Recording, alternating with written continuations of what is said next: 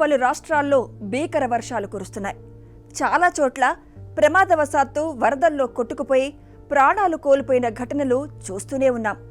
మరికొన్ని చోట్ల ప్రాణాలకు తెగించి వరదల్లో కొట్టుకుపోతున్న వారిని కాపాడిన గజ ఈతగాళ్లు, రెస్క్యూ టీం సాహసాల గురించి వింటూనే ఉన్నాం.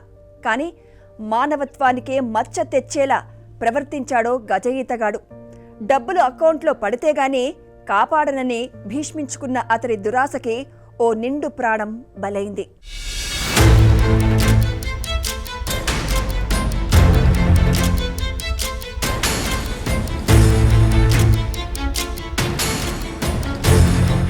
ఉత్తరప్రదేశ్ ప్రభుత్వ ఆరోగ్య శాఖ విభాగంలో ఆదిత్యవర్ధన్ సింగ్ సంయుక్త కార్యదర్శిగా విధులు నిర్వహిస్తున్నారు.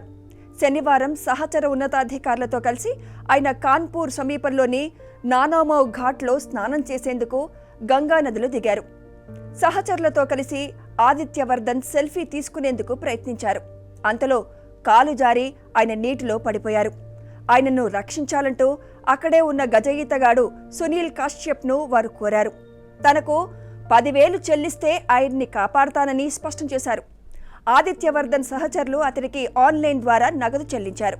కానీ అతడి ఖాతాలో ఆ నగదు పడినట్లు కశ్యప్ ఫోన్కు సందేశం రాలేదు. దీంతో తనకు నగదు చెల్లించినట్టు సందేశం వచ్చే వరకు అతడిని కాపాడనని గజ ఈతగాడు ఖరాఖండిగా చెప్పాడు. ఈ చర్చ నేపథ్యంలోనే గంగా నదిలో వరద నీటి ఉధృతి ఒక్కసారిగా పెరిగింది. దాంతో ఉన్నతాధికారి ఆదిత్యవర్ధన్ నీటిలో పడి కొట్టుకుపోయాడు. ఇంతలో గజ ఈతగాడి సెల్ ఫోన్కు నగదు బదిలీ అయినట్లు సందేశం రావడంతో నదిలోకి దిగి వెతికాడు. కానీ అప్పటికే ఉన్నతాధికారి జాడ మాత్రం తెలియరాలేదు. ఈ ఘటనపై సమాచారం అందుకున్న పలువురు ఉన్నతాధికారులు సదరు ఘాట్ వద్దకు చేరుకుని ఆదిత్యవర్ధన్ మృతదేహం కోసం గాలింపు చర్యలు చేపట్టారు. అందులో భాగంగా మోటారు బోట్లతో పాటు గజ ఈతగాళ్లను రంగంలోకి దింపారు. కానీ ఆదిత్యవర్ధన్ మృతదేహం మాత్రం ఇప్పటికీ లభ్యం కాలేదు.